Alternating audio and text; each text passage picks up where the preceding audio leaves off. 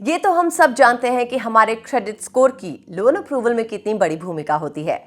अगर ये कम है तो लोन रिजेक्ट होने के चांसेस हाई होते हैं। ऐसे में इनको बढ़ाएं कैसे? नमस्कार दोस्तों, मैं हूं अदिति और आप देख रहे हैं पकार बुक का यूट्यूब चैनल। आज हम जानेंगे कि कैसे आप अपने बिगड़े सिबिल स्कोर को ठीक कर सकते हैं। लेकिन आगे बढ़ने से पहले हमारे चैनल को सब्सक्राइब जरूर कर लें और अपकमिंग वीडियो नोटिफिकेशंस के लिए बेल आइकन भी प्रेस कर दें। क्रेडिट स्कोर संस्था सिबिल के अनुसार क्रेडिट स्कोर की रेंज 300 से 900 के बीच हो सकती है और जिन लोगों का स्कोर 750 या उससे अधिक होता है उन्हें जल्द और आसानी से लोन मिल सकता है।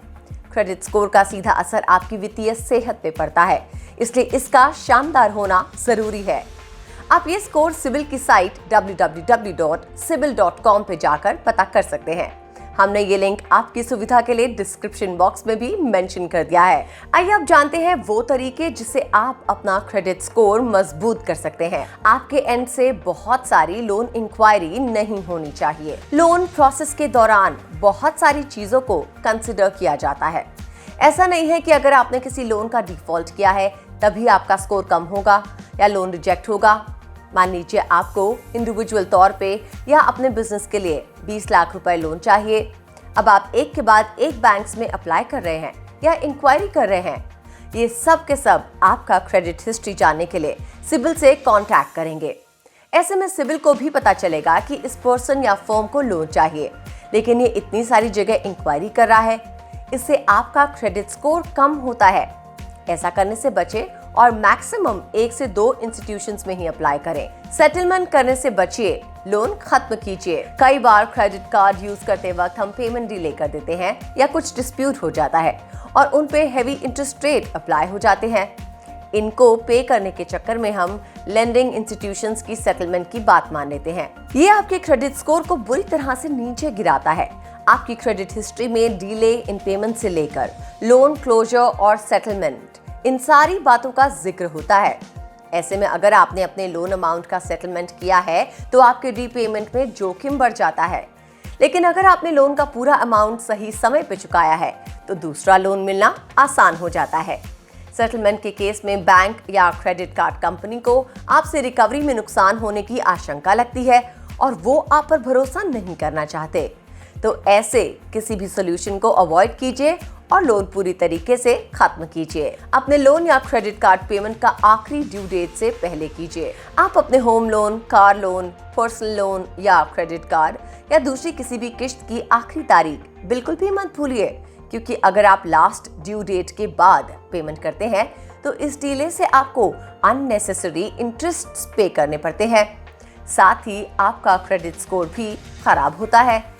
थोड़े एक्टिव रहें और अगर किसी कारणवश आपने पहले पेमेंट्स डिले की हैं तो अब उनको टाइम से करें। अगर आप 6 से 7 महीने रेगुलर पेमेंट्स करेंगे तो आपका क्रेडिट स्कोर बेहतर होना शुरू हो जाएगा। क्रेडिट यूटिलाइजेशन रेशियो को समझें और इस लिमिट को क्रॉस ना करें। इस टर्म को ऐसे समझें, मान लीजिए आपके पास 3 क्रेडिट कार्ड्स हैं और उनकी लिमिट लगभग 1 लाख, 1 लाख, 1 लाख है और आपने इन तीनों को मिलाकर तकरीबन 90,000 रुपए खर्च किए हैं। आपका क्रेडिट अमाउंट जो बच रहा है वो है 2,20,000। यहाँ आपका क्रेडिट यूटिलाइजेशन रेशियो होता है 30%। इस पैरामीटर के तहत बैंक या लैंडिंग इंस्टीट्यूशन उन एप्लीकेंट्स को प्रायोरिटी देती हैं जिनका क्रेडिट स्कोर 40% से कम हो। यानी ये रेशियो कम होगा और आपके लिए लोन पाना बेहद ही आसान हो जाएगा। EMI टू इनकम रेशियो भी बनाकर रखें। ये कैलकुलेशन अपनी इनकम और लोन और क्रेडिट कार्ड के आधार पे ही की जाती है। लैंडिंग इंस्टीट्यूशंस के हिसाब से अधिकतम EMI टू इनकम सीमा 50% तक की मानी जाती है। इसका मतलब है कि आपके इनकम की आधी रकम आपके पर्सनल एक्सपेंस के लिए है और बाकी बची आपकी आधी कमाई ही लोन के लिए एलिजिबल है। ऐसे में बार बार लोन अप्लाई करने से बचें। इसको ऐसे समझिए, आपकी मासिक कमाई 50,000 रुपए है और आपकी मौजूदा EMI 10,000 रुपए की है, तो आपका EMI टू इनकम अनुपात 20% होगा। और अगर आप फिर से किसी लोन के लिए अप्लाई करते हैं तो बैंक ये मानकर चलेगा कि आप एडिशनल 15,000 रुपए की ही EMI चुका सकते हैं, क्योंकि 10,000 रुपए की EMI पहले से जारी है। ऐसे सिचुएशन से बचने के लिए आप होम लोन और ऑटो लोन जैसे सिक्योर्ड लोन और पर्सनल और क्रेडिट कार्ड सरीखे अनसिक्योर्ड लोनों के बीच संतुलन बनाएं। बहुत ज्यादा अनसिक्योर्ड लोन को लेना अच्छा नहीं माना जाता। कई बार होता है कि क्रेडिट रिपोर्ट में कोई छोटी मोटी गलती हो जाती है जिस पर हम गौर नहीं करते। हालांकि बाद में इसका खामियाजा कमजोर क्रेडिट स्कोर के रूप में भुगतना पड़ता है। इसलिए आप अपना credit report time to time check करें, क्योंकि आप ही अपने क्रेडिट स्कोर के जिम्मेदार हैं। अगर कोई गलती या गलत इन्फो है तो सिविल को कांटेक्ट करें और इसको रेक्टिफाई करने को बोले।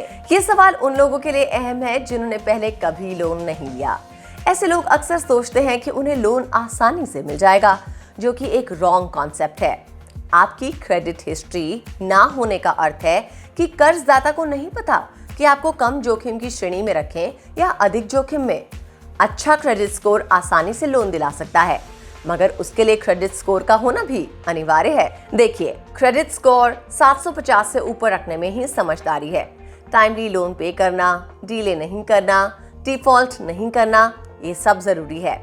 आपका अपने व्यापार को बढ़ाने का सपना है या आप अपने एमएसएमई के लिए लोन लेना चाह रहे हैं, तो आपको इन बातों का ध्यान रखना जरूरी है, क्योंकि लोगों को कर्ज देने के लिए उनकी कमाई और रीपेमेंट क्षमता देखी जाती है।